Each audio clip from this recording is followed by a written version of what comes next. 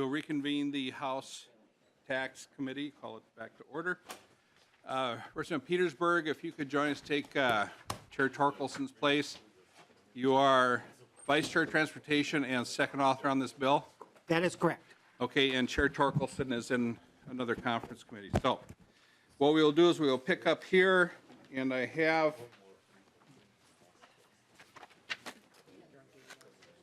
Gary Amoroso, Minnesota Association of School Administrators, Scott Kroonquist, Nan Madden, Bentley Graves, in that order.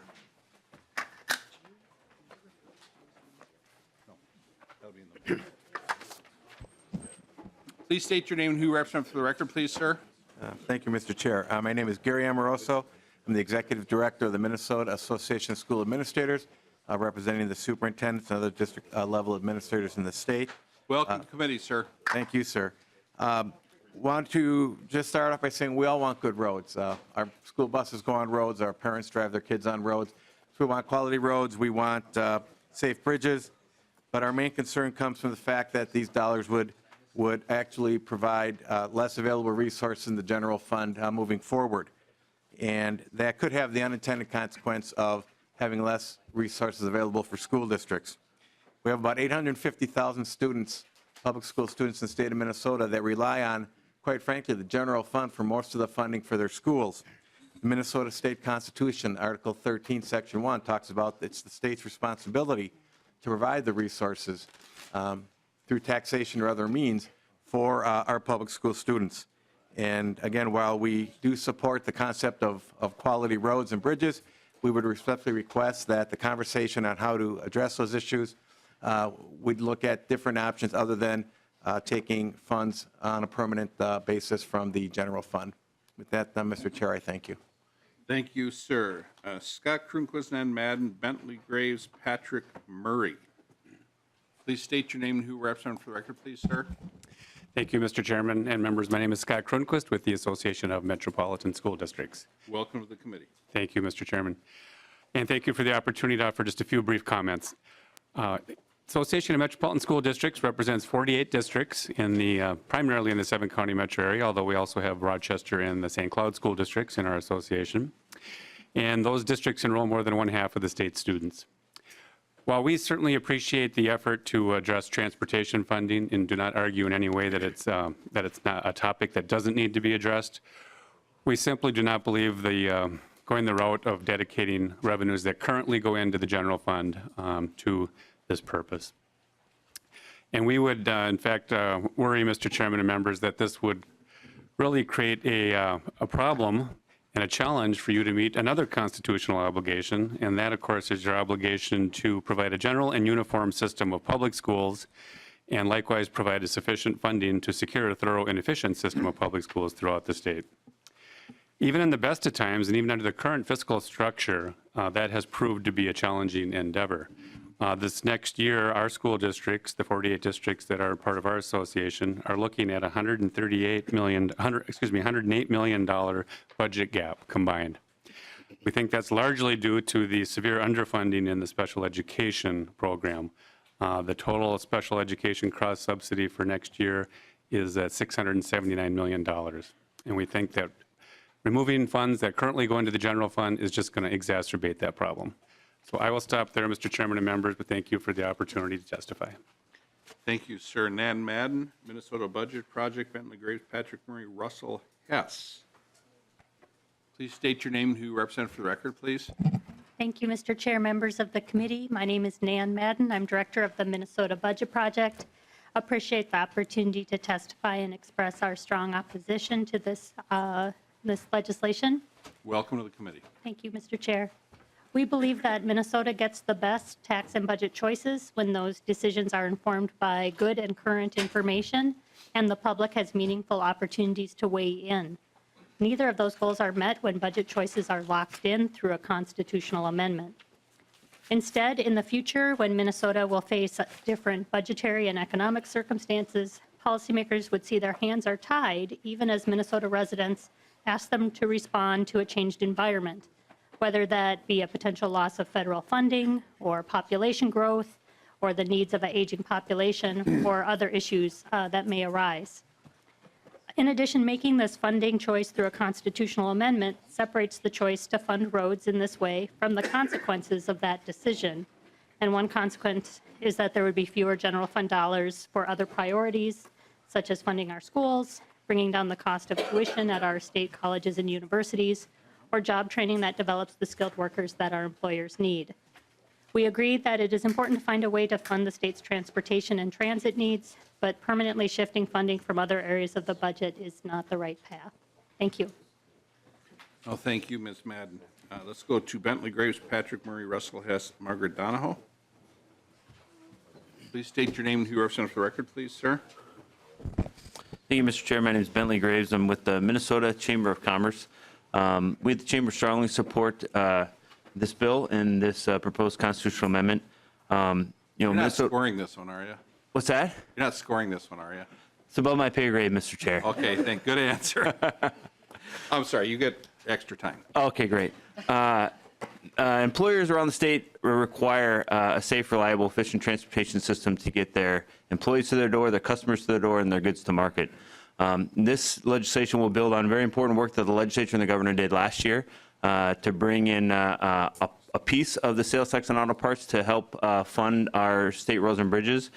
This amendment will build on that important work by doing two things. One, it will ensure that 100% of those resources go into our transportation system.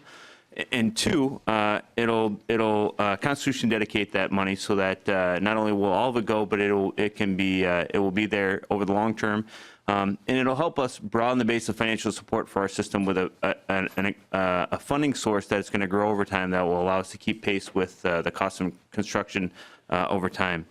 I know there's others that want to speak, so I'll keep that brief, but I appreciate Chair Torkelson and the Vice Chair for bringing this forward. Appreciate the opportunity to testify today and would ask your strong support. Thank you, Mr. Graves. We'll go to Patrick Murray, Russell Hess, Margaret Donahoe, Abby Burdick. Please state your name and who you represent for the record, please, sir. Yes. Mr. Chair, members of the committee, Patrick Murray with Cooperative Network. We're a two-state trade association of over 400 co-ops in Minnesota and Wisconsin. We appreciate Chair Torkelson as well as Vice Chair Petersburg for bringing this legislation forward. If it's advanced to voters and approved this fall, we'll infuse much-needed funding into our statewide road and bridge system. We also appreciate the legislature's efforts last year in addressing transportation funding. As several others have said, the work is not done yet. In addition to the general public, our co-op members who would benefit from passage of House File 4437 include agriculture, dairy, farm supply, and processing cooperatives throughout the state. Co-ops are integral to Minnesota's agriculture economy, as well as the state's economy in general. Our co-ops deliver commodities, fuel, and inputs to our member owners throughout the state, as well as to markets throughout the country and the world. Minnesota is one of the top producing states for soybeans, corn, sugar beets, wild rice, wheat, canola, potatoes, sunflowers, as well as in the dairy and turkey production. In order to assist these farmers and co-ops who use our road and bridge system on a daily basis, our member-driven resolutions support an efficient, well-maintained transportation network of roads and bridges that are vital to the future of our state's many co-ops and their member owners. In closing, again, Cooperative Network supports House File 4437, and we appreciate your support. Thank you, Mr. Chair. Thank you, sir. Russell Hess, Margaret Donahoe, Abby Burdick, Jason George. And if some of the folks aren't here right now and come in later, we will accommodate them. We won't just cross you off the list, except maybe Margaret. Oh, just kidding. You didn't hear that. So Russell Hess was not here. If he comes, we will pick him up. Welcome to the committee. We're glad you're here. If you could state your name and who you represent for the record, please. Thank you, Mr. Chair. For the record, my name is Margaret Donahoe. I'm the director of the Minnesota Transportation Alliance. Welcome to the committee. Thank you. And we would like to thank Representative Torkelson for bringing House File 4437 forward this year. Dedicating the sales tax on auto repair parts to help meet important road and bridge needs is a common sense approach that ensures that those who use the roads pay for the roads. The last time that taxes were increased by the state for transportation purposes was in 2008. In the intervening decade, our organization has advocated for increases in the fuel tax in various forms, increases in the license tab fees, increases in the metro sales tax for transit, and an annual fee to help city street improvement. None of these proposals has passed. Last session, Representative Torkelson and other legislators worked to begin the process of dedicating the sales tax on auto parts to transportation. Some concerns were raised at the time that this revenue is not constitutionally dedicated, unlike the other sources that transportation usually relies on. And so in the future, it may not be there and it may not be dependable. And we agree with that. So we are here supporting a constitutional dedication of the sales tax on auto parts so that that revenue will be there in the future for roads and bridges. This is hardly a new idea. Constitutional amendments dealing with highway funding have passed in Minnesota since the early 1900s. And we have Article 14 of the Minnesota Constitution, which is all about highway funding, because Minnesota voters have long supported the idea of stable, dedicated funding for roads and bridges. We are asking for a very small amount of general fund money for roads and bridges, just as a very small amount of general fund money is used every year for other modes of transportation. And it is crucial for those other modes of transportation. So we think it is appropriate for general fund money to be used for transportation. Thank you very much for your testimony. Really appreciate it. Let's go to Abby Brideck, Jason George, Kathy Nathan, Max Hall, Lars Negstad. So let's go to Abby. That's fine. And we now have Chair Torkelson with us here. So please state your name and who you represent for the record, please, ma'am. Thank you, Mr. Chair. Members, my name is Abby Brideck. I'm the Government Affairs Director for the Associated General Contractors of Minnesota. Thank you for looking at this bill today. Thank you for being here. Thank you. From the contractor's perspective, the construction industry's perspective, I think we would say that the most important thing that there is in order for us to provide the most efficient and cost-effective delivered projects is stable funding. And that is why we rely on our constitutionally dedicated funding sources to fund our system. We also try to fund the system with those who are closest to it, those who use it by following the user fees, which is why the sales tax on auto parts fits that description. We use motor vehicle sales tax, gas taxes, and sales tax on auto parts would follow suit. If we don't continue to use these user fees, we look to other sources like local sales taxes or property taxes, which are regressive taxes and which often will fall on those who do not use the roads. We're disappointed that this conversation has been devolved into an either-or proposition. Minnesotans value their schools, healthcare, and their roads alike.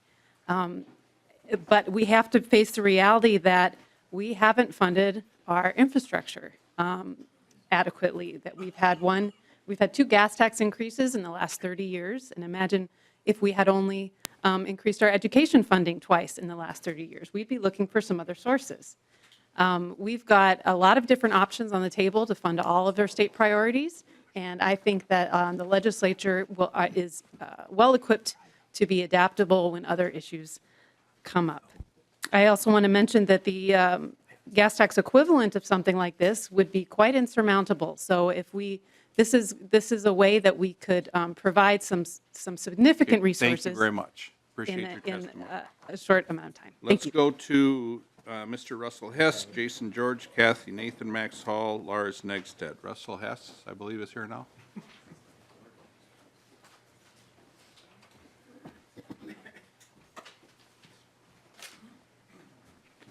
Please state your name and who you represent for the record, please, sir. My name is Russell Hess, and I represent the Laborers Union of Minnesota and North Dakota. Welcome to the committee. Chair Davids and members of the committee, my name is Russell Hess, and I'm the legislative director for the 12,000 men and women of the Laborers Union of Minnesota. We support House File 4437, and I'd like to start by thanking Representative Torkelson for his diligent work in bringing forward the bill that has wide support across the state.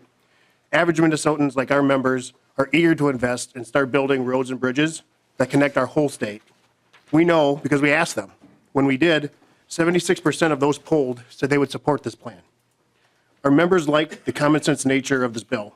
Using sales taxes, folks pay for auto parts to build the roads and bridges they need to get to work, get the kids to school, and take a vacation if they want, makes sense to them. In the case of our members, every dollar we spend on building infrastructure means another family with privately funded health care, another family with a privately funded retirement plan, and another family making it to the middle class. Given the chance, we believe that voters will choose to make funding roads and priorities, or roads and bridges, a priority. Please vote for HF 4437. Thank you. Thank you very much, sir. We'll now go to Jason George, then Kathy Nathan Maxwell, Lars Negstead, and Jessica Treat. Please state your name and who you represent for the record, please, sir. Mr. Chairman, thank you. My name is Jason George. I am with the Operating Engineers Local 49. We represent about 13,500 men and women that build the infrastructure for you all in the state. Welcome to the committee, sir. Thank you, sir. Every single one of those members would benefit directly from a job if this legislation before you passes and the voters approve the amendment. So needless to say, we are in strong support. We want to thank Chairman Torkelson for bringing it forward and for his commitment and dedication to trying to find solutions to rebuild Minnesota's infrastructure. Our members and also myself are incredibly frustrated by this debate. I don't think you'll find anyone in our state that believes we're funding infrastructure adequately. Yet we're here proposing what we think is a common sense solution, or part of a solution, an incremental solution, to let the people decide whether they want to make road construction and bridge construction a priority with less than 1% of the state's budget. When we do that, we're being told that we're being divisive or that we're somehow bankrupting the state, which does not seem reasonable to me or to anybody that I talk to at Local 49. We are used to this kind of sky is falling rhetoric, of course. Our members show up to pipeline hearings and listen to anti-pipeline extremists, tell us that if we replace pipelines, we'll destroy the earth. We show up to hearings where we support mining, and we listen to them tell us if we mine copper nickel mine in northern Minnesota, that the water will be destroyed and will kill the boundary waters. So unfortunately for us at our union, this kind of rhetoric is not unusual, but it doesn't mean it's not disappointing. Apparently, we've come to a point where we can't build highways, roads, and bridges in this state without this kind of talk. A couple of things I'd like to point out very quickly before he cut me off. And I will. I shouldn't have said that, right? I believe we've done this before. Every constitutionally dedicated source of funding for transportation, I believe at one point was in the general fund, so this is not a new idea. A portion of the auto parts sales tax is already being dedicated to the highway fund right now as we speak. Chairman Torkelson and this body and the governor signed the bill. We did it last year. And thank you, Mr. George. Okay. For your comments. Thank you, Mr. Appreciate Chair. it. And the reason I stick to the 2 minutes is because there are folks out in the audience that are timing me to make sure I'm fair to everybody. So I'm fair and balanced. Well, fair. Let's not go crazy here. Kathy Nathan Maxhall, Lars Negstead, Jessica Treat, Bradley Peterson. Please state your name and who you represent for the record, please. Mr. Chair, my name is Kathy Nathan, and I represent over 8,300 parent, teacher, and student members of the Minnesota PTA. Welcome to the committee. We appreciate the opportunity to testify our opposition to the constitutional amendment proposed in House File 4437. We've heard the position that this revenue is needed to give long-term stability to state transportation funding. But it's been a long time since Minnesota parents have experienced stability in state education funding. Kindergartners in 2012 entered schools who had lost almost $2,000 per student in state aid over the previous decade. Today, these students are fifth graders, and in the past 6 years, their schools have only gained back half of that state aid. Parents are skeptical that our schools will gain back the remaining $1,000 in state aid and be funded for future inflationary costs by the time these students graduate in 2027. And our skepticism increases when we hear proposals to remove revenue that supports education from the general fund with no plans to replace it.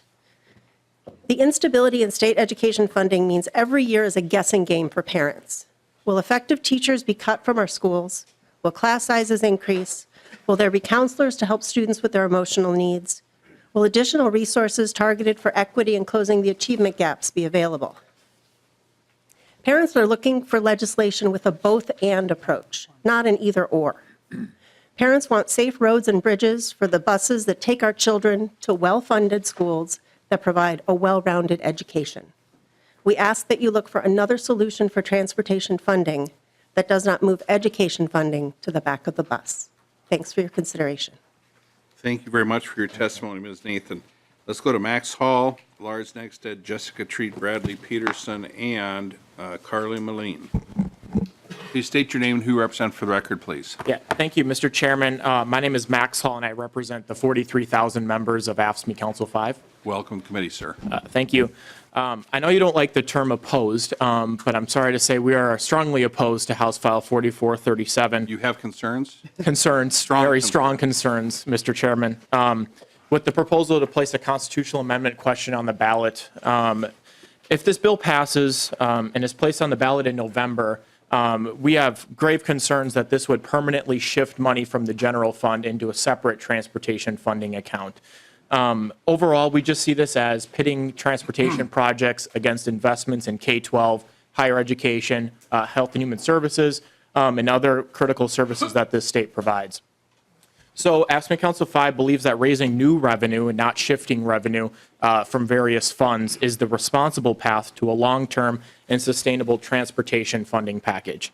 Robbing the general fund and placing such a provision into Minnesota's Constitution, in our opinion, is not an equitable solution to the problem. It just fills one funding hole by creating an additional one. So we proudly represent members who are employed by the Minnesota Department of Transportation, and we have a few here in the audience. And they're primarily funded in the three areas of maintenance, inspection, and design, of which a grave concern of AFSCME Council 5 and our members is that this bill largely ignores the maintenance costs that are associated with building new roads and other forms of infrastructure. So I guess in deference to the time, Mr. Chairman, I'll conclude, but we would encourage members of this committee to obviously vote in opposition to the bill. But if this bill passes and is placed on the ballot, we would encourage all Minnesotans to vote no on the amendment. Thank you. Well, thank you very much, Mr. Hall, for your testimony. Let's go to Lars Nexted. Will you please state your name and who you represent for the record, please, sir? Thank you, Mr. Chair. My name is Lars Nexted. I represent Isaiah. We're an organization of 200 congregations, clergy, and people of faith working for racial and economic justice in Minnesota. We believe this amendment violates Minnesota values because it pits our needs against each other. Why should road funding be given this special status when we have so many serious and unmet needs for transit, schools, healthcare, childcare, and so many other important services? We can't predict what challenges our state will face in the future, although predicting there will be challenges is a pretty safe bet. Although the popular understanding of the word prophetic is about seeing the future, a biblical prophet was not one who predicted the future. Rather, a prophet was one who read the signs of the times and warned the people about going down the wrong path. So, because we haven't heard any scripture yet today, I thought I would bring in some scripture from the prophet Amos, chapter 5. You people hate anyone who challenges injustice and speaks the whole truth in court. You have oppressed the poor and robbed them of their grain, and so you will not live in fine stone houses you build or drink wine from the beautiful vineyards you plant. I know how terrible your sins are and how many crimes you have committed. You persecute good people, take bribes, and prevent the poor from getting justice in the courts. And so keeping quiet in such evil times is the smart thing to do. Thank you for your time. Thank you, sir. Let's go to Jessica Treat, Bradley Peterson, Carla Moline, Carrie Ann Alleman. Please state your name and who you represent for the record, please. Thank you, Chair. Thank you, members of the committee. My name is Jessica Treat, and I'm the Executive Director of Transit for Livable Communities and St. Paul Smart Trips. Welcome to the committee. Thank you. As the largest transportation advocacy nonprofit in the state, we represent over 10,000 Minnesotans who support expanding options for transit, walking, biking, and sharing. Our organization leads Transportation Forward, a statewide coalition of over 50 partner organizations and thousands of individual supporters calling for new investments in transportation options to improve mobility, economic vitality, and quality of life in Minnesota. Today I'm also here as part of a broader coalition of organizations that oppose HF 4437. These organizations have come together to oppose the proposed constitutional amendment because instead of solving the transportation funding challenge facing our state, it shifts money from the general fund and effectively pits transportation needs against other equally vital needs such as public schools, nursing homes, services for people with disabilities, and public safety. Transportation is one of the top concerns of Minnesotans. As you are all aware, we need more funding to maintain roads and bridges across the state. At the same time, transportation is more than just roads and bridges. It includes transit, buses and trains, bicycling, walking or rolling, and sharing. We need increased new funding to invest in transportation options to keep all communities across our state moving and thriving. House File 4437 is not the solution that Minnesota needs. Thanks. Thank you very much. We're going to go to Bradley Peterson, and I went right over one here. Jean Martinez. Is Jean here? Okay, you'll go next after Mr. Peterson. Mr. Peterson.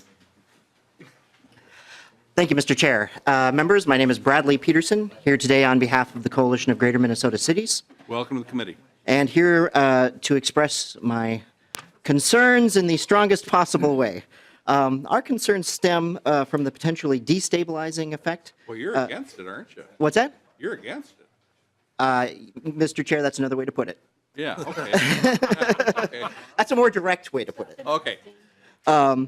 And our concerns stem from the fact that we think this amendment could potentially have a destabilizing impact on the state's general fund and consequently the local government aid program. You know, one of the things for context that I'd like to throw out there is several testifiers have talked about how this is, you know, we're talking about less than 1% of the state's general fund. But for our members, something approaching close to $300 million a year walled off constitutionally is more than half of the local government aid program. And so small in a great context, but large in a very important context. And Mr. Chair, city officials well remember the difficult years of the early 2000s when deficits forced numerous and significant reductions in LGA, forcing cities to cut services and increase property taxes. Because of that experience, our members are firm in their conviction that the state should do everything possible to avoid potential deficits and should not do anything to hamper the legislature's ability to deal with them. In fact, LGA has still not recovered from those cuts and remains $30.5 million, $30.5 million below the level it was in 2002. This fact highlights the impact of deficits. They take a long time to recover from, and in the case of LGA, we have still not recovered.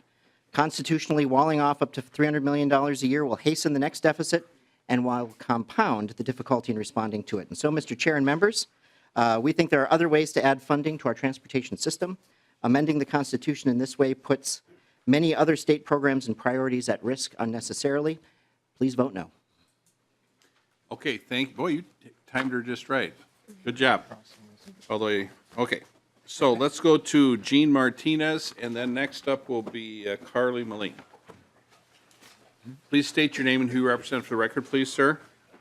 Thank you. My name is Jean Martinez. I'm with the ARC Minnesota, but I'm also testifying today on behalf of the Metropolitan Center for Independent Living, Minnesota Brain Injury Alliance, Minnesota Consortium for Citizens with Disabilities, and the Minnesota Organization on Fetal Alcohol Syndrome, all organizations that promote inclusion and independence for persons with disabilities. Welcome to the committee, sir. Thank you. We stand in opposition to House File 4437. While we understand the reasoning for dedicated funding source, we are quite concerned about the money that will be drawn from the state general fund for critical health and human services priorities. Each session, we seek to advance cost-effective legislation that will increase independence and inclusion of persons with disabilities in the community.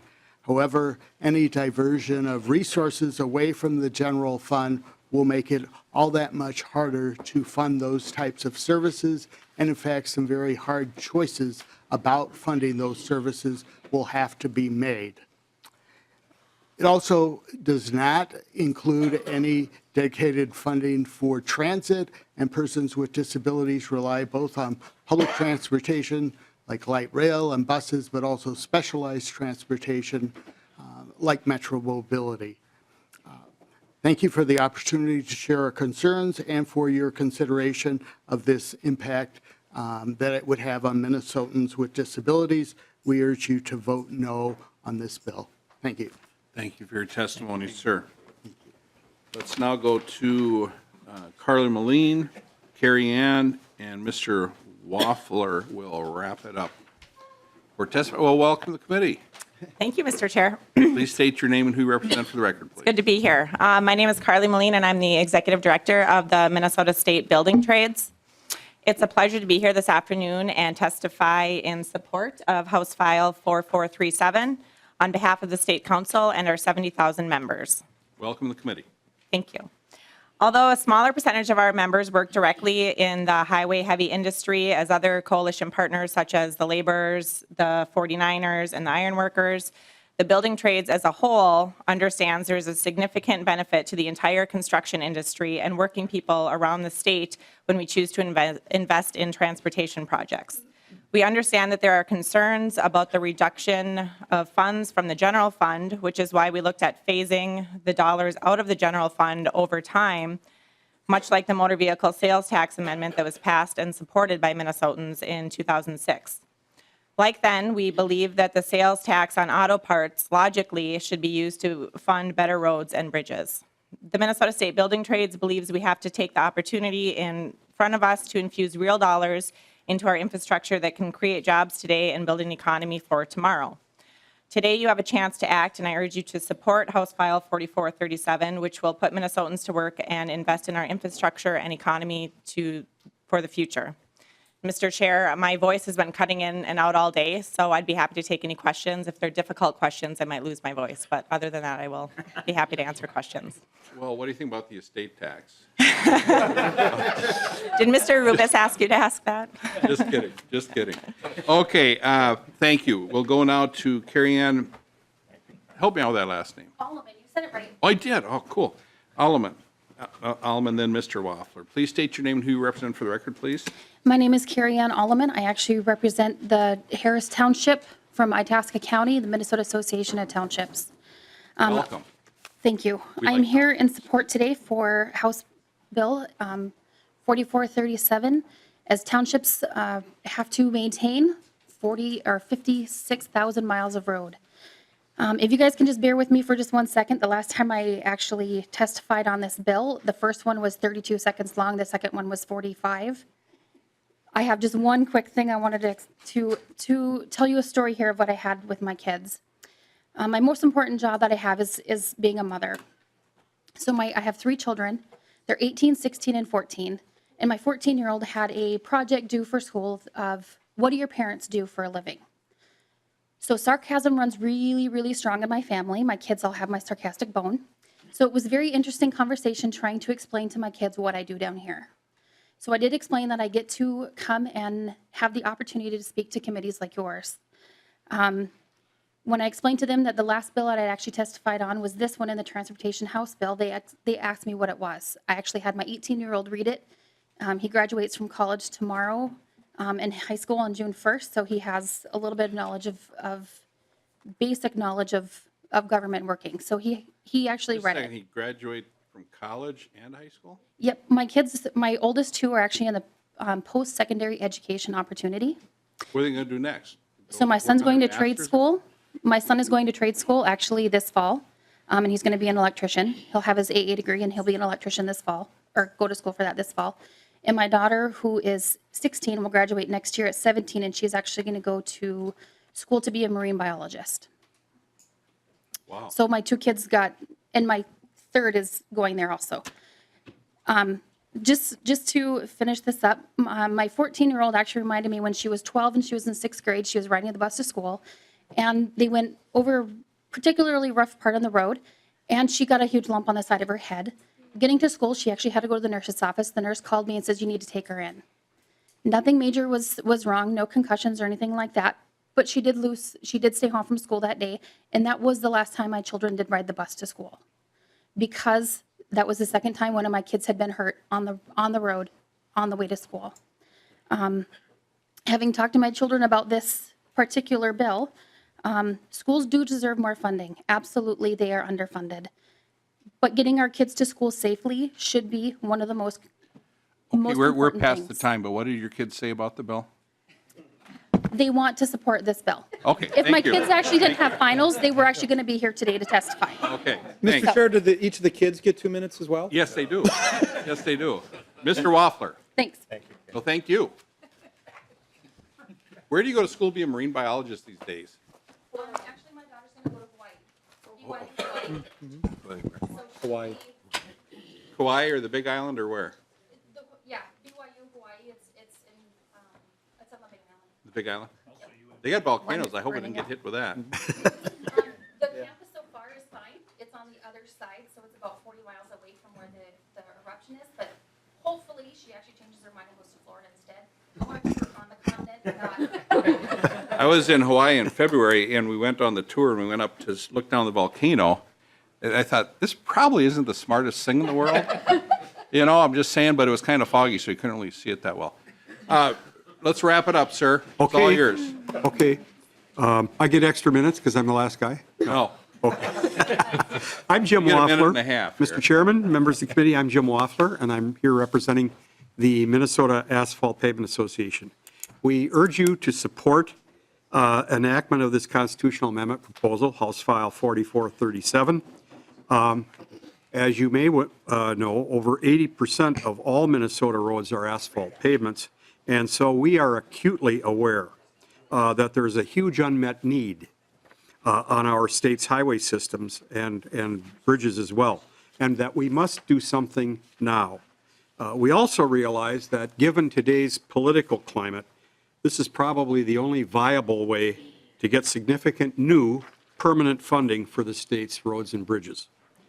This method of funding our transportation systems, dedication via constitutional prescription, has been the primary way we have always funded highways and bridges in Minnesota because legislators in the past recognized the critical importance of these transportation systems to Minnesota's economy and culture.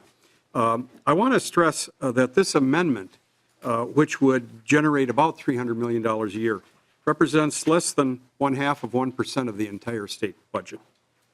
We believe Minnesota voters will be supportive of this proposal this fall, and we will do everything we can to ensure its success on the ballot. Thank you.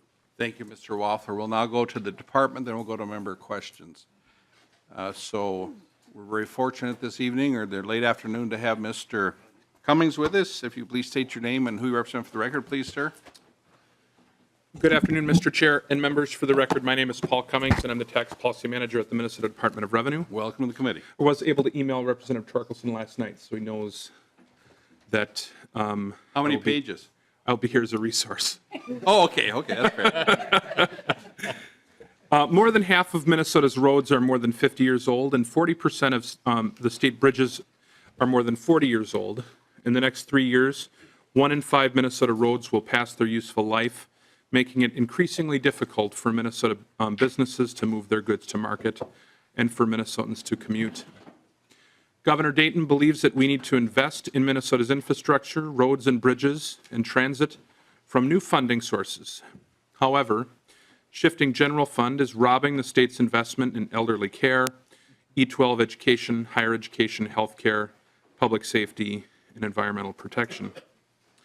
The funding needs for our state roads and bridges are above $15 billion over the next 20 years and $600 million per year. The constitutional amendment proposals barely meets the state's needs for roads and bridges. The constitutional amendment significantly underfunds the need for transportation funding as compared to the governor's transportation proposal. The governor's proposal would have generated $670 million in fiscal year 21 for the Highway User Tax Distribution Fund, as compared to the constitutional amendment that would generate $248 million, or $220 million in that year from the House and Senate, respectively. Permanently dedicating revenue from the sales tax on auto part ties the hands of future legislatures when Minnesota is hit with another recession. The constitutional amendments make $0 in investments into Metro and Greater Minnesota Transit, whereas the governor has, over the last few years, proposed a regional sales tax to build a competitive regional transit to support economic growth. The governor's proposal would have raised $3 billion over the next 10 years. Since 2013, the governor has proposed a regional sales tax that would have built 20 transitways and expanded our public bus system. This investment would have created better accessibility to jobs, provide mobility options, reduce the growth of congestion, and made the use of our current roadways more efficient. Instead of these investments, Metro area transit has received mostly preservation and maintenance funds. By singling out a new constitutional investment for roads and bridges only It only ignores another integral piece of our transportation puzzle. Metro Transit already facing a funding cliff in fiscal year 20 and 21 and will need additional resources to maintain and preserve current bus transit services. Budgeting through constitutional amendment is a poor way of managing the state's budget. Creating a sustainable framework for funding Minnesota's roads, bridges, and transit ways is within reach, Mr. Chair, and does not need a constitutional amendment. We thank you for the opportunity to testify today on this bill, Mr. Chair, and we look forward to continuing the conversation with you and Chair Torkelson and other members and staff this session on this bill and another important bill that is moving its way through the legislature. Well, two, Mr. Chair, one of which is the buffer bill, the buffer transit, or the buffer bill that we talked about this morning. And You could talk to some Torkelson about that. He's kind of feeling left out about now. Mr. Chair, you know, we've worked with him in the past on previous proposals for the riparian buffer tax credits. Well, thank you for your testimony. I was just thinking as you were testifying, Governor really didn't have a lot to say about this, does he?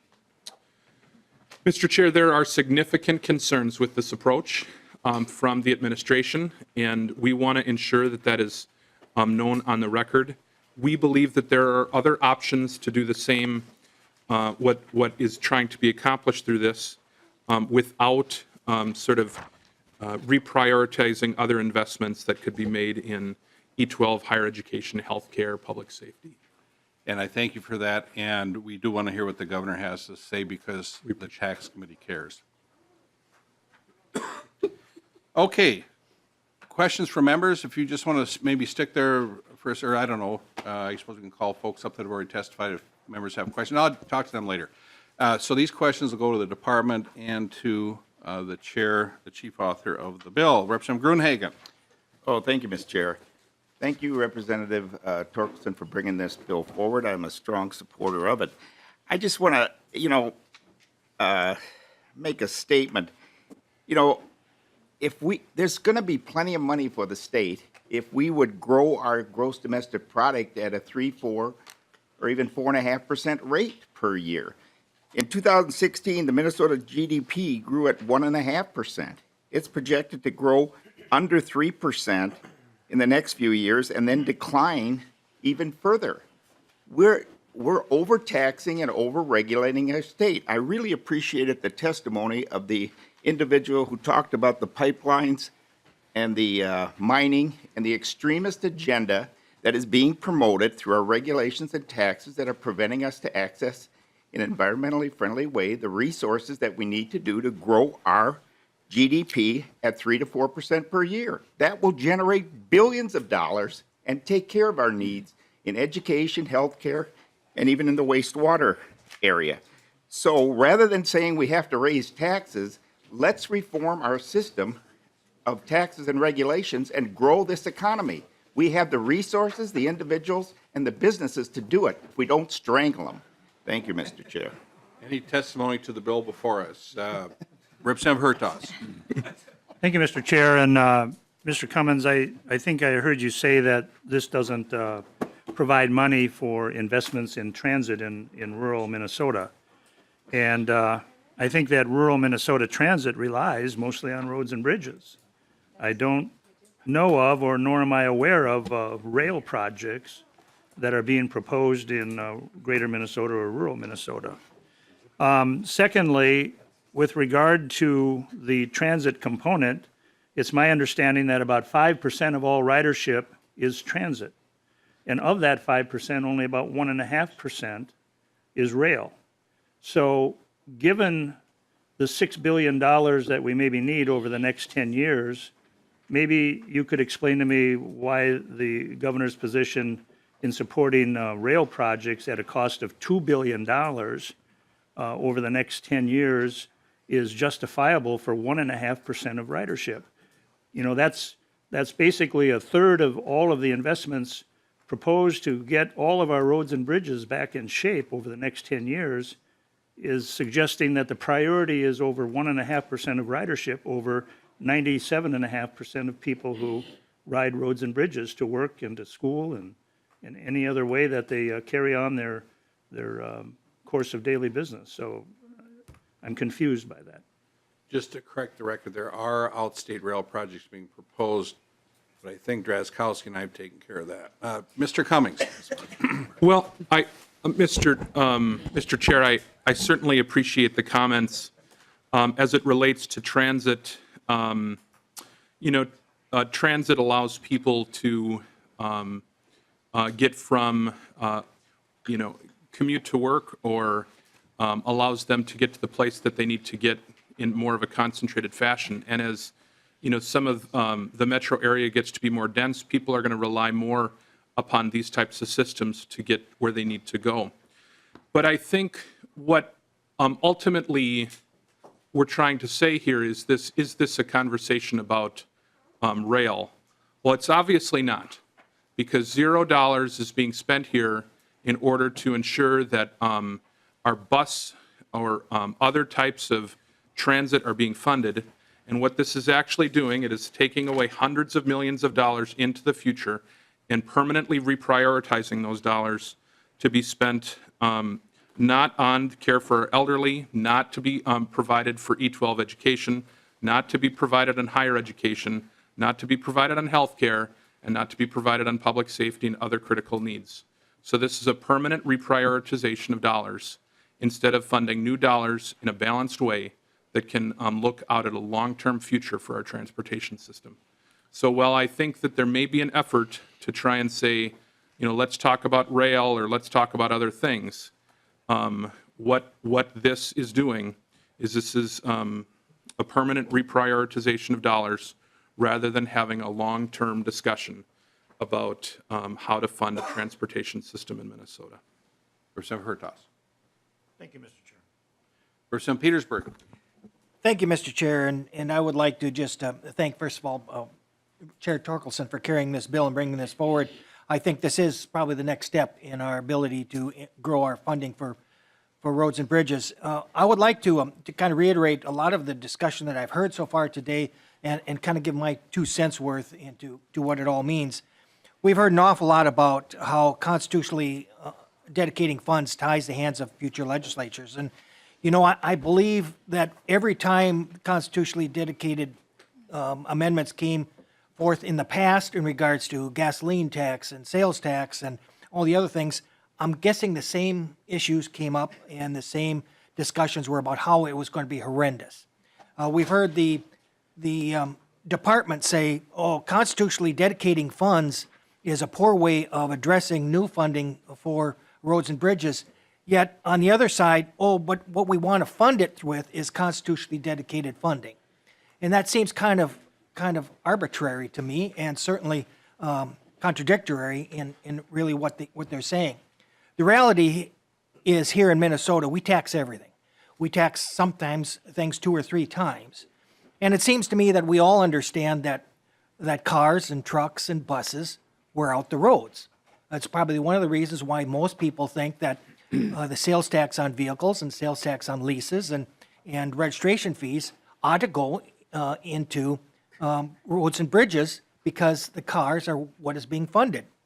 It makes, to me, perfect sense that the same parts and the same tires and other things that are used to keep cars and buses and stuff on the road ought to be the same. It ought to go to fund the roads and bridges that it is tearing up and wearing out. So to me, it's just logical for that. On top of it, when we add it to parts, that at least has some ability to grow with the inflated costs and growing costs of the parts and supplies to handle it. So it actually grows, whereas the gas tax stays flat. Now, we've also heard that this new growth is less or just a little over 0.5% of the Minnesota budget. In reality, I would bet that our margin of error for the budget forecast is probably greater than that. So let us keep in context exactly what we're talking about here. We're talking about having an issue in which we're asking the public, the people who will vote on this, whether or not they think it's appropriate for us to take on the sales tax for parts and other things that we're already collecting for a situation in which they are actually part of the problem of wearing down our roads and bridges, if that ought to be indeed part of the funding source for our roads and bridges. It seems to make perfect sense to me, and I would certainly request everybody vote aye on this particular bill. Thank you, Chair Torkelson. Mr. Cummings.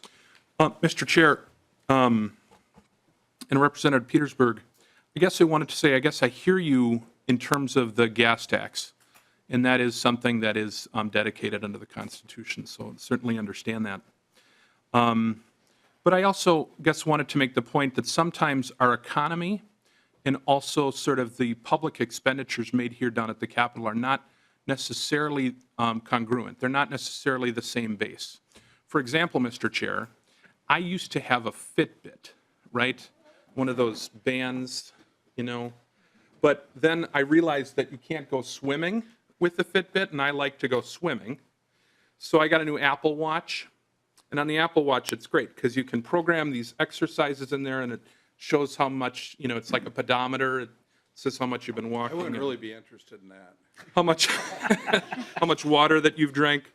But, Mr. Chair, at some point, we could say that Fitbits, or maybe these fitness trackers, maybe the dedicated revenue from those fitness trackers should be spent on healthcare expenditures, right? That's an idea. But to say that somehow our broad-based sales tax is going to match the needs within how we spend publicly spent dollars, you know, we have different sort of needs that the state legislature wants to spend on than every sort of expenditure that happens within the economy, and that's probably needed. You know, government obviously spends differently than a normal in terms of what is actually needed within the economy. I mean, if there was need for homelessness prevention, is that, you know, is there something that could be taxed within the economy that we could dedicate? Sometimes there aren't natural things that can be done and in the same amount. So this would be a first of its kind within the sales tax in terms of siphoning off a certain part of the sales tax economy. But I certainly understand what you're talking about with dedication of revenue. Thank you, and point well taken. Representative Petersburg. Well, I'm confused because I thought we were siphoning off the sales tax on auto purchases, which originally was part of the sales tax bill. And so are we not doing that anymore? Because I'm confused then, because I thought that was part of one of our main pieces of funding is sales tax on vehicles. So we do have that option of siphoning off sales tax from the general fund going to roads and bridges. So I don't understand the difference here when we're talking about basically the same thing. If these used parts had come on a new vehicle, we'd say, okay, that's okay. But because they're used parts or they're brand new parts for a used vehicle, then it's not. I mean, I do think that this makes perfect sense. Mr. Cummings?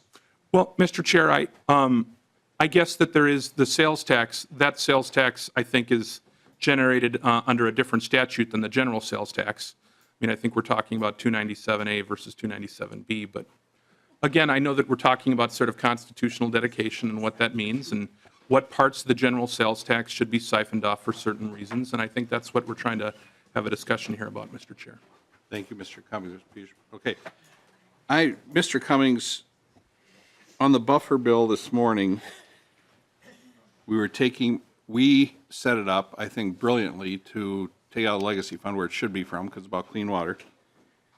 But you testified that the governor wanted to take it from the general fund, which would take money from schools and healthcare and my tax reciprocity, things like that. And now we're kind of just saying the opposite. Could you help me out here? Well, Mr. Chair, there are various items that come up within the needs of the state. So what we're seeing right now is we're seeing some newer regulations that are put on, and farmers are trying to find a way in which to comply to those regulations.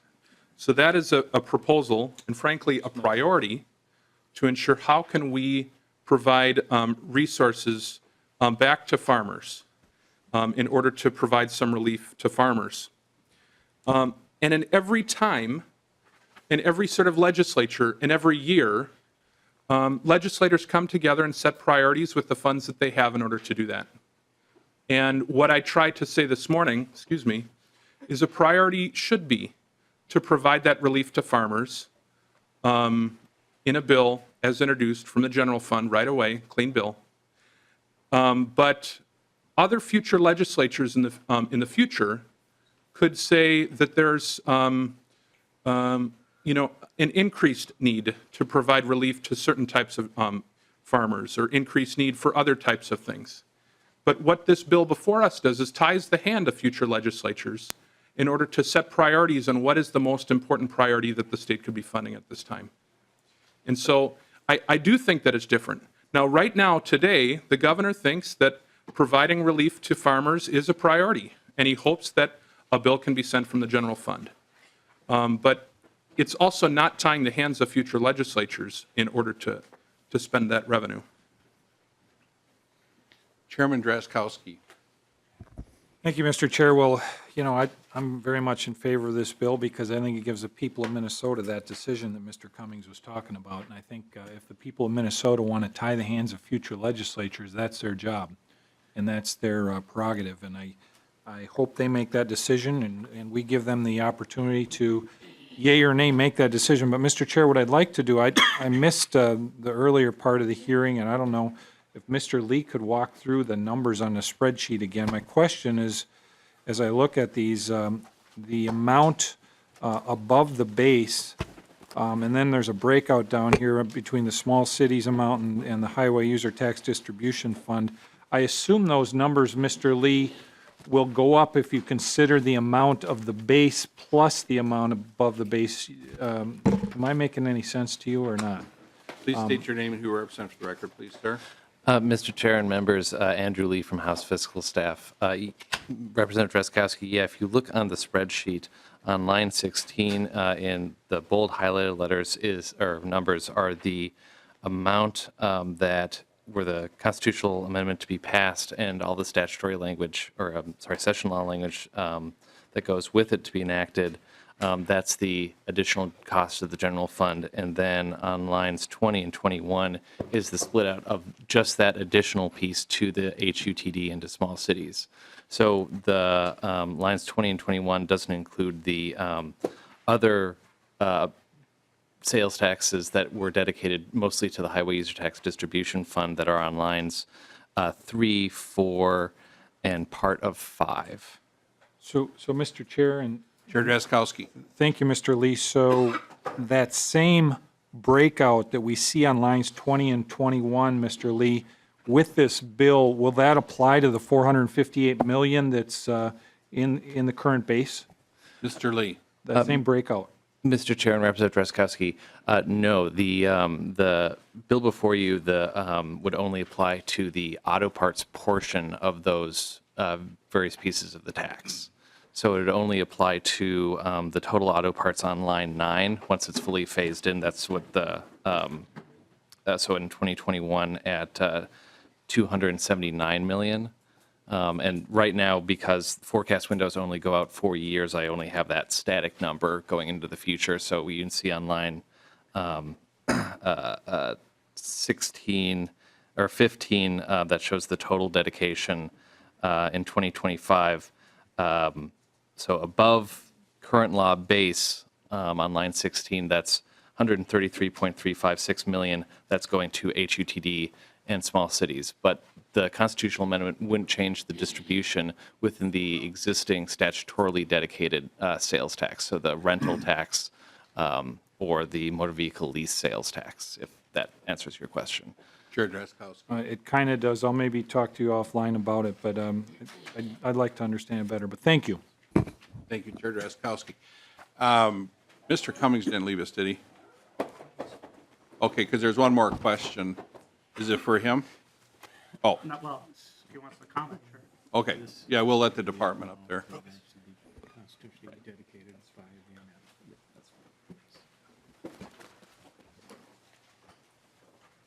Thank you, Mr. Lee. Representative Koznick, then I have Dabney and Loeffler. Thank you, Mr. Chair. And serving on the Transportation Committee for the last 3 years, we do have and recognize a certain amount of dedicated funds currently. And so when we go to our budgeting year, we're always fighting for additional funds like other committees. But because we have the dedicated funds currently, we don't always are never as fully funded as the need is. And so I think this bill recognizes that a little bit. And because in historical perspective, the legislature hasn't kept up with the need that we've all agreed on through a couple different studies in the Transportation Department or Committee. So fighting for funds every year just doesn't seem to get the job done. And so thank you, Chair Torkelson, for recognizing that and bringing this bill forward. Basically, we're leaving it to the voters, which I think is probably the next appropriate step, to use barely 0.5% of the sales tax, or excuse me, 0.5% of the general funds to provide a service that I think they expect, decent roads and bridges, and they expect that to be a priority. Some of the conversation has talked about transit, and that this bill doesn't necessarily flow into metro transit and those funds.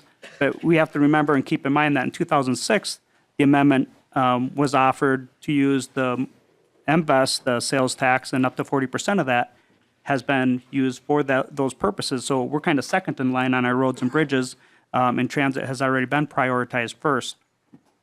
And then thirdly, Mr. Cummings sort of referenced it, but Representative Vice Chair Petersburg had talked about the gas tax and additional revenue.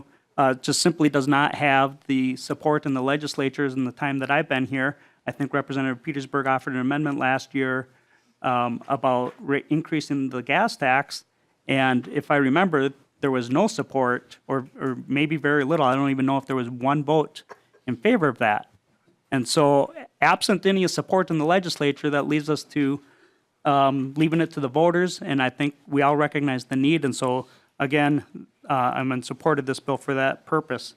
And then finally, Mr. Chair, I have introduced a bill that's sitting, hasn't yet to be heard, but it's valid for this conversation, in addition to the conversation we had earlier today with the legacy funds, that it's House File 1862 that would generate about another $100 million for our roads and bridges out of the legacy fund to help preserve our legacy road system, and we can go into that a little bit more at a different time, but just recognizing that there is a need that we've identified bipartisanly for more road and bridge funding, and I think this is the next adequate and appropriate step to take, and the voters in my district expect the government to provide roads and bridges to do their business and to do their travel, and so I'm supporting of this, and so are the people of Lakeville. Thank you, Representative Koznick. Chairman Dabney. Thank you, Mr. Chair, and maybe someday we'll talk about properly funding our legacy public school system. Mr. Cummins, I heard some of your concerns, and I share some. I've concerned that this isn't a balanced approach, that it's not a transportation approach, it's a road and bridges only approach.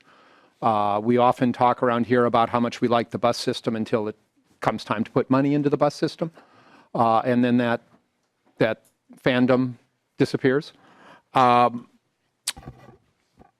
I'm particularly share your concerns about this dedication crowding out other priorities in the future.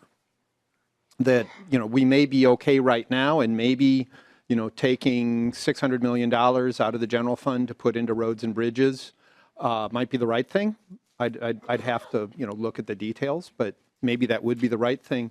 But I also see that the economy is softening. I look in the last year or so, and the GDP nationally, the GDP growth rate is down. GDP in the first quarter of this year is down. The annual growth rate in GDP is down. GDP per capita is down. So I get concerned, lacking a crystal ball, but I get concerned that, while business just got a 40% tax cut, instead of putting it into, say, equipment purchases, which is down. They're putting it mostly into stock buybacks, which doesn't grow the economy. And an economy that isn't growing isn't going to provide us any additional revenues. And so I get particularly concerned that a decreasing pie of state revenues because of a decreasing economy that we're starting to see currently means even less available for elder care, public schools, environmental concerns, and other priorities. From Department of Revenue's perspective, are there concerns about the direction of the economy broadly, or is that more of an MMB sort of question? I don't want you to get out of your lane, as it were, no pun intended. Mr. Chair, Representative Davney, in terms of trying to anticipate sort of future economic conditions or future forecasts, that is certainly something that MMB would be more suited to talk about. I will say that when we're looking at some of the budget bills that have been passing this session, whether it's this, which would dedicate hundreds of millions of dollars for transportation, the supplemental budget bill, the tax bill that has tails that greatly exceed what is in the first biennium, we're beginning to see an approach in which whether it is increases in tax reductions or increases in spending, there is sort of the appetite in order to do that, but not the willingness to try and pay for it, right? And so we want to try and find a way. I think that, one of the things, again, like this morning, we actually agree upon the need, right? We see that there's a need out there. I think what we're just asking respectfully is, can we find a way to pay for it that doesn't crowd out other sort of priorities, as we know that the economy will change. We know it will change, so that as it changes, that we're not crowding out certain priorities, especially when we have $1 billion of obligations that we're sort of committing to with, even under current forecasts, without that billions of dollars available. Thank you, Mr. Cummings. Thank you, Mr. Chair. Representative Loeffler? Well, thank you, Mr. Chair. And, this bill does and is intended to, I think, tie the hands of future legislators. But there was a provision in the bill and implementing it that I hadn't seen, I don't think, in other constitutional amendments. And I thought I should highlight that. And that's on line 1.16, which is no change in the apportionment of the revenue may be made within 6 years of the last previous change. And so that ties the legislature even more, even in implementing the transportation things. And I think that a lot of the people who we heard testify in support of this probably got their hopes up when our current president started talking about $1 trillion investment in public infrastructure statewide. And we thought the money was going to rain down from Washington, D.C. to help us deal with public infrastructure issues. And then it took a long time coming, and then it was like, oh, you got to have a 30% match, and I don't think it's got any traction right now, from what I heard, but people in the room probably know much more than I do. But if we get a president who actually wants to rain $1 trillion for public infrastructure, because there's someone who really feels like bridges are a priority, let's say, and we get a lot of new money for bridges, we're going to be locked in not only by the dedication of this in the Constitution, but we can't change course. And so even if we've allocated a certain amount for a certain use, we can't change course the way this is implemented, except every 6 years. So even within the transportation area, we're tying our hands, I think, much too tightly. And Washington has become even more unpredictable than ever. And maybe this is going to be a trend. And so I think that as we look ahead to how do we prepare and anticipate the needs of our budget going forward, I think this is really tying our hands even more. And I'm really disappointed to see that even in the implementation, after the dedication, there's no flexibility. And I'm wondering if this, I've never seen this before in a constitutional amendment. I wonder if our staff knows, is this kind of unique? Mr. Michael, is this unique? Mr. Chairman, Representative Loeffler, no, that exact language appears in the Constitution that is in the Highway User Tax Distribution Fund. And I think the sense behind it was to create some predictability so that the legislature every other year or so cannot change how that money is distributed among the various uses, to provide some predictability for longer-term investment in highways, so. Well, thank you, Mr. Commissioner Chair. Loeffler? And I mean, I can recognize where people would like predictability. Unfortunately, no other committee in this body has that same level of predictability.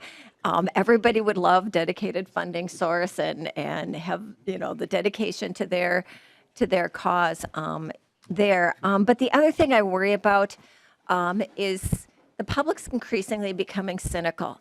And I think this overpromises a solution that isn't going to step up to what we need.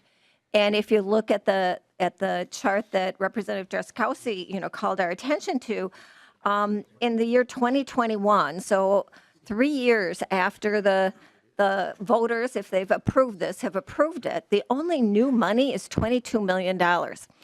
And $22 million for roads and bridges doesn't go very far. So they're going to think, yay, you know, all my potholes are going to be fixed. My curbs, my city council members and county commissioners are going to stop complaining. My commute's going to be shorter. And, you know, I think they're going to be really disappointed to see that there's only $22 million. I think everyone who testified in this room is going to be pretty disappointed, because I think their members and their workers are going to be thinking, we're in the good times when if it passes. And the good times are going to be pretty small. And so I think we need to think about that too as we move forward. And, you know, one of the members here talked about how, you know, in transportation, you know, it's like every year there's a fight for funds every year. Well, you know what? That's true in every single committee. And I'm not sure that this one is any different than any other. And if you read the Star Tribune on Sunday, you read about people in their 20s, bright young people who want to be teachers, people who want to go to school to achieve their dreams like every other young person. And because they can't find a personal care attendant, because the wages that we set in law by our rates are so low that not only are they not going to college just because they happen to be trapped in a body that nature won't let them control, but they are being pushed into nursing homes. And one of them talked about how dismal it is to be 25 years old and live in a building filled with seniors and have had already 20 people that she's been part of a community with pass away. And what kind of an atmosphere is for that for anyone?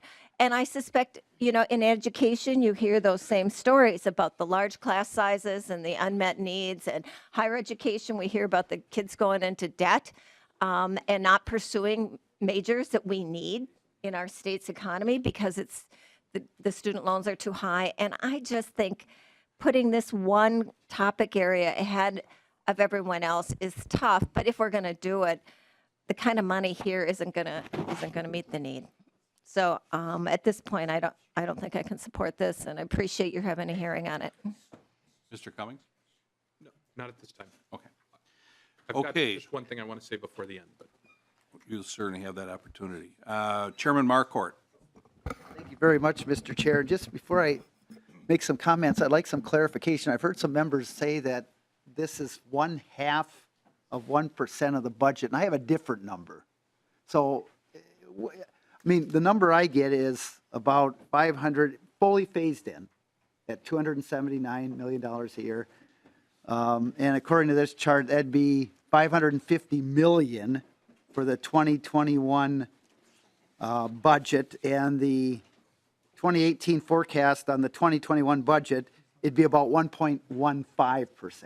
So I agree, granted, so I don't know for sure what, are we talking about the first year of the phase-in or what? But I think the realistic number would be fully phased in, this constitutionally dedicated amount would be a little over 1%. So I just, I'd like a little, I don't know what numbers being used, for example, when the 0.5%. I'm kind of a numbers guy, so either I'm getting something wrong or they're. And I think Representative Petersburg mentioned something about that. His so- name was mentioned. Okay, there we go. Representative Petersburg? Thank you, Mr. Chair. And so the question becomes, where are we talking about? Well, the current law that's in place right now, $245 million a year is going into, from the sales tax into this.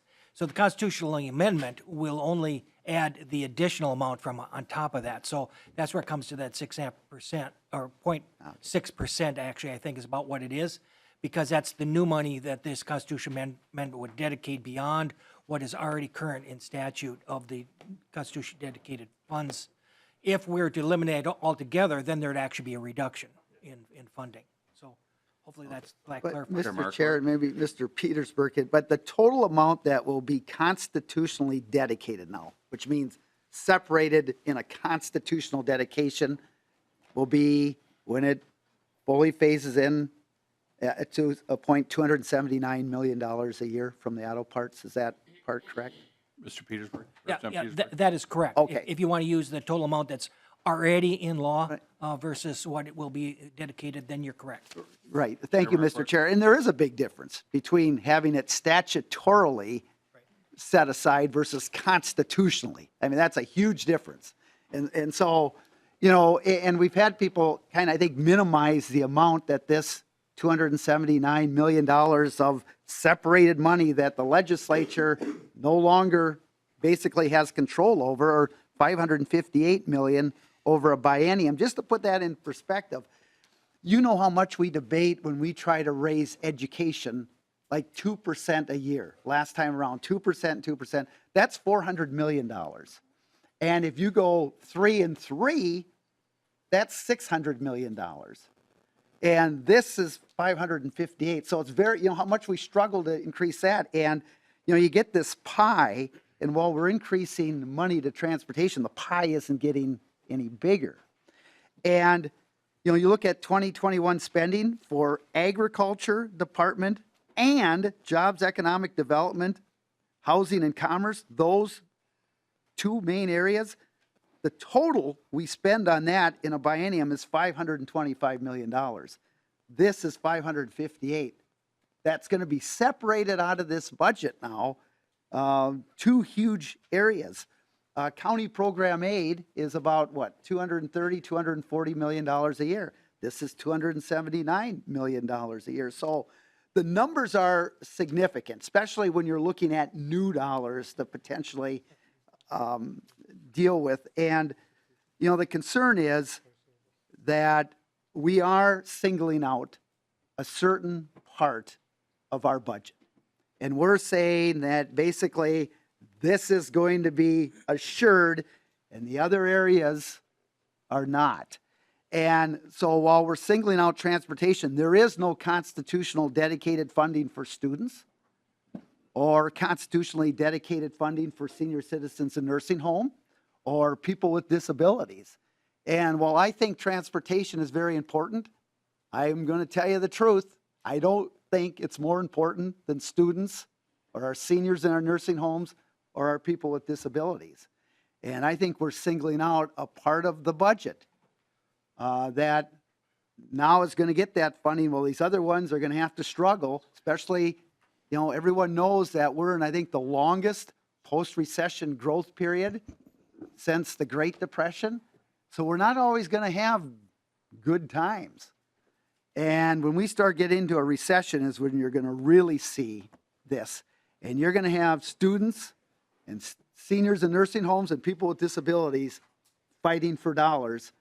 And transportation is going to be sitting over here, tootling down the road just fine. And that's what worries me about this. We need the funding for transportation. I don't think this is the way, and I don't think it solves the $600 million a year that we need for transportation, just roads and bridges. This gets us part way, but I don't know what the plan is to do it the rest of the way. But I'm just thinking what we're doing is not trying to face the tough decisions. Actually, as a legislature, what people elected us to do is to come down here, make the tough decisions that aren't easy. But if we're going to say we're going to just take everything to a constitutional amendment that is difficult, then why do we have people elect us?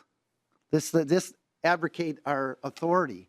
But I'm here, down here, to make the tough decisions, whether or not it's transportation or whatever it is. And I think we need to do that on here. And so I can't support this approach as much as I would like to increase the funding for transportation. Thank you, Mr. Chair. Thank you, Chair Marquardt. Chair Carlson. Yeah, Mr. Chairman, by the way, I had a discussion with the chair on the House floor, and I offered to trade ties with him, but he declined. My tie says UFTA, and that's kind of where we're at today. But he declined. But where I was headed, there are different ways you can use percentages. And having been involved on several biennium with helping put the budget together, we could talk percentage of our economic growth that would be being set aside. That's a totally different percentage and one that's an unknown factor as we begin to move into the future. But the dollars that are available to meet the inflationary costs of the various accounts that we have or other new initiatives that may come forward that are based on need in a variety of places in the budget. A few years ago, the fastest growing part of our budget was corrections, interesting enough, when you start talking about percentages and the number of beds that were needed and so on. So my concern is that it reduces our flexibility, but I wanted to pick up on, what Representative Marquardt was saying and what Representative Davney said earlier. Two of us on this committee, due to our role on Ways and Means, sit in on the Council of Economic Advisors. And some good testimony that would have been good for this committee, as I'm thinking about it, would have been to hear from Dr. Koulikangas, the state economist, and just a quick review of the February forecast, because they're dealing with predictions, forecasting into the future. And what Representative Davney was saying is absolutely correct. The economic growth is projected to get slower and slower. But the other thing is, and I'm picking up on what Representative Marquardt, you used the term recession at one point in your comments, and the risk factor in the last forecast, and any of you can look at the report, the risk factor of a recession has increased. I'm not saying that it's imminent or that it's around the corner, but the risk factor of a recession has increased. It was, and I'm just kind of picking a number from memory because it was back in January, February when we were talking about this, but let's say it was roughly a risk factor of 25% from the November forecast, and it increased to like 30% with the February forecast. So the point is that the risk factor increased.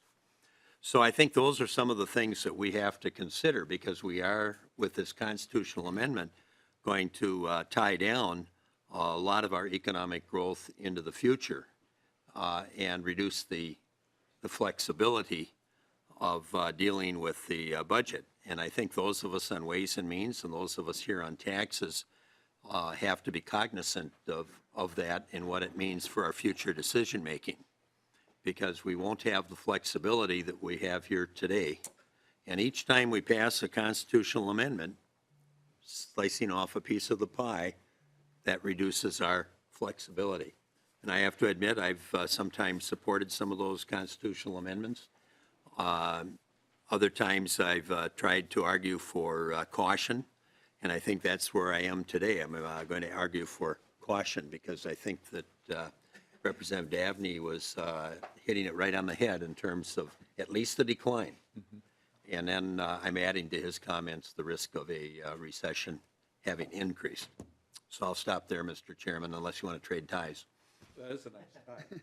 Well, it's kind of a little bright, but it does say UFTA, and That's why I had a now we got the bonding bill up tomorrow, and I thought maybe I should have wore it tomorrow, but. You can work tomorrow.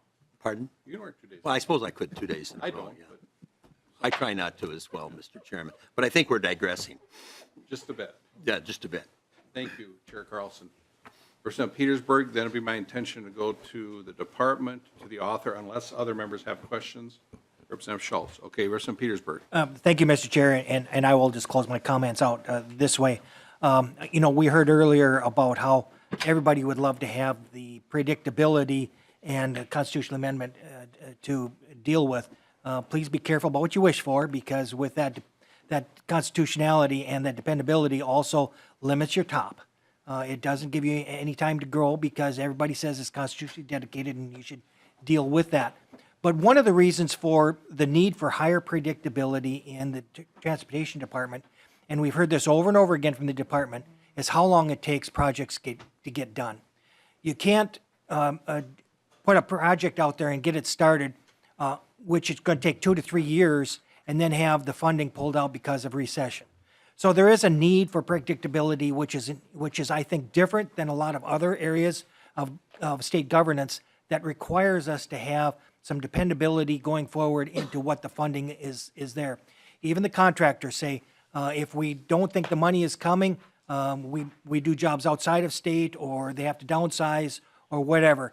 They really do depend upon that predictability and the dependability of those funds. And that's one of the challenges we have in the transportation field is doing that. And so I'm saying anything that we can do to actually minimize the ups and downs and valleys of normal economic growth in regards to the construction field, and which is primarily what Department of Transportation is a benefit to the state and a benefit to us as a whole. Thank you. Thank you, Representative Petersburg. Representative Schultz. Thank you, Mr. Chair. So I'm really sympathetic to labor as a union member. I understand the need for dedicated funding for transportation and for the jobs for those unions. But as a legislator, I'm responsible for making decisions for the entire state, the entire population. And I have a problem with moving money to transportation that will fund other things that the state needs, like education and healthcare and human services. But I think the question that should be on the ballot is whether Minnesotans want dedicated new sources of revenue. And I don't think the Republicans in this session have the courage to put that on the ballot, or to offer up bills where we're having new sources of revenue for transportation. And so I cannot support this bill because I don't believe we should just shift money from needed services to transportation. We should be coming up with new dedicated revenue. Well, first of all, I would say that Republicans have a great deal of courage, and so do my friends on the DFL side. Chair Drazkowski. Thank you, Mr. Chair. I just had a quick question. It goes back to some language in the constitutional amendment provision on 1.17 that Representative Loeffler brought up, and I just wanted to be clear on what it meant. It says may be made within 6 years of the last previous change. And so, Mr. Michael, does that mean that the legislature can only make that decision 6 years out, or that it has to be effective 6 years out? So, in other words, could a legislature in year 3 put into law for year 6 under this language? Mr. Michael.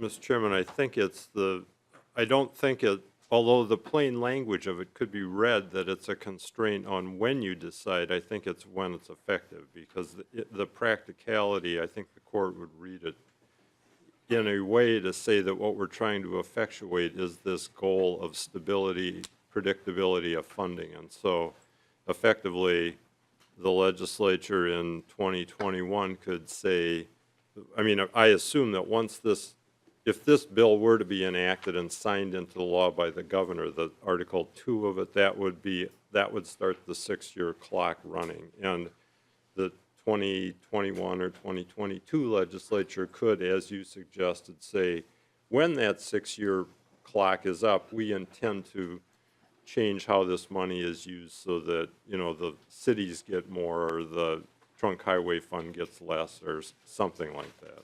So I think it's most reasonably read as a 6-year funding window, not a limit on when the legislature can enact that. Okay. Chair Drazkowski. Thank you, Mr. Chair. Okay, any other questions from members before we go to the department? I don't want to cut off any members here. Mr. Cummings, and then we'll have the author of the bill wrap it up, and then I will move it. Mr. Chair, I guess just in closing, and I'll be very brief, that I think that there is general agreement that we need to have a comprehensive strategy to ensure that we have an approach that funds roads and bridges and transit ways all across the state. And so there is broad agreement. There is a week and a half, 2 weeks left, and I think that we can get to a place in which we can provide that comprehensive agreement. I know that today we're talking about different approaches to trying to meet that same goal, and there is some disagreement, but we do share the same goal. Mr. Chair, we are in the 8th year of an economic expansion in this country, and we have a budget that is enacted for a 2-year period. And so as I took my economics courses, people make rational decisions, holding all other things constant. How do people make decisions? And that's sort of how that's done. And so if, as people sort of make that, and if there's a constitutional dedication, that all other things that would be constant are going to change. But they're not going to be able to make that decision. So while this fall, where there is an enacted budget in an economic expansion, this may seem like a decision that is worthy to be done, but in the future, if the decision is between funding roads and bridges or taking away a person's health insurance or cutting their local school or cutting cops from the streets, people may make other sort of rational decisions. And this limits that ability to do that. So again, we agree that there needs to be a long-term funding approach to do that. I believe that we can work together to do that. We do have some time in order to get that done this year. Before I end, though, I did want to thank Representative Torkelson. Representative Torkelson has worked with the department quite a bit on approaches that deal with transportation or the environment. He's carried department bills in the past. He's always treated us very fairly. I know that we have a disagreement today, but I did want to thank him for all the work. He's a person that we want to continue to work with, and he's been fair. Like I said, we haven't always agreed on everything, but we do appreciate the relationship we have with Representative Torkelson. Thank you, Mr. Cummings. I would just make one comment on your testimony. But if they change, then they're not constant. Mr. Chair, what I was trying to describe is the economy changes. There are various things, pressures within the economy that will change, that will put various budget pressures on.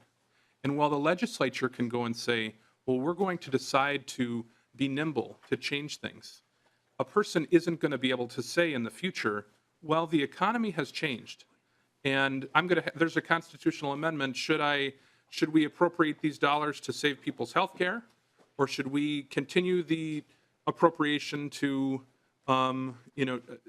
roads and bridges? That's not going to happen, right? It's not going to be on the constitutional amendment. You can do that at the legislature. You can make those decisions, whether you should appropriate that or not. But really putting it on the ballot, well, it might be a decision that people might say, if holding all other things constant, this year that may make sense. In future years in deficits, people may think that may not make sense.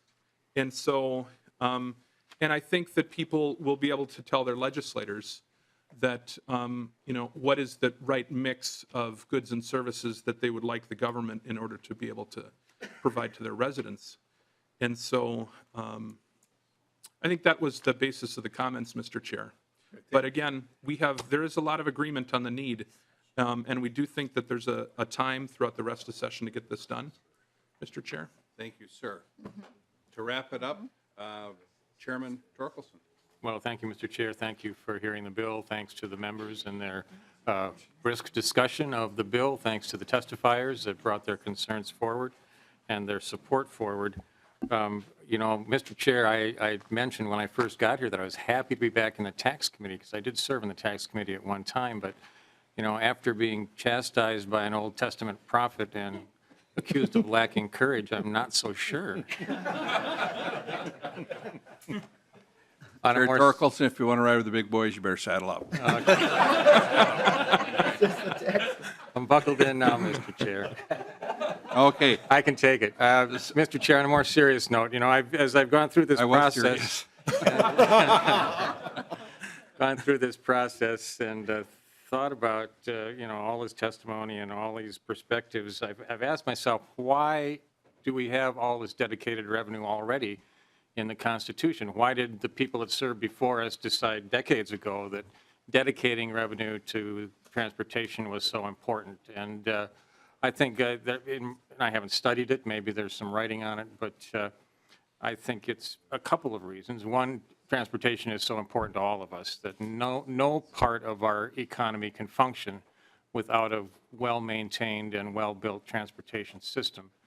Even the transit system can't function without good roads and bridges. It's critical. And second, I believe that there must have been some times in our history, legislative history, where the transportation funding was either cut or threatened because of other needs, and transportation ended up on the short end and we were unable to do the work we need to do. We fall behind. And we experienced that ourselves in recent history, where raising more revenue for transportation has been extremely difficult because the dedicated revenue pile is sitting there, and many people look at that and think, well, you've got enough, you've got dedicated funding, you don't need any more. We were able to overcome that slightly last year. This constitutional amendment is another step in the direction of adding to that pile of dedicated revenue. We have broad agreement that we are underfunding transportation today. I'm not characterizing this as being the be-all, end-all for transportation funding. It's just another step in the right direction, and I thank you again, Mr. Chair, for hearing the bill, and I ask for your support. And thank you, Chairman Torkelson. And last week, I think, was our last meeting for the session, and so today is the second last. So I don't know if we meet again or not, but be looking for Dr. Rubus's emails. So that, again, members, thank you so much for your work. Mr. Cummings in the department, Commissioner Bowerly, please give her my best. You are just the very best to work with, and I sincerely appreciate it. With that, I will renew my motion that House File 4437 be referred to the Ways and Means Committee. All in favor say aye. Aye. Opposed? No. Motion prevails. You're on your way, Chair Torkelson. And with that, an announcement, very important announcement, John Wick 3 will be released May 17th, 2019 in a theater near you. Good government all the time. We are adjourned.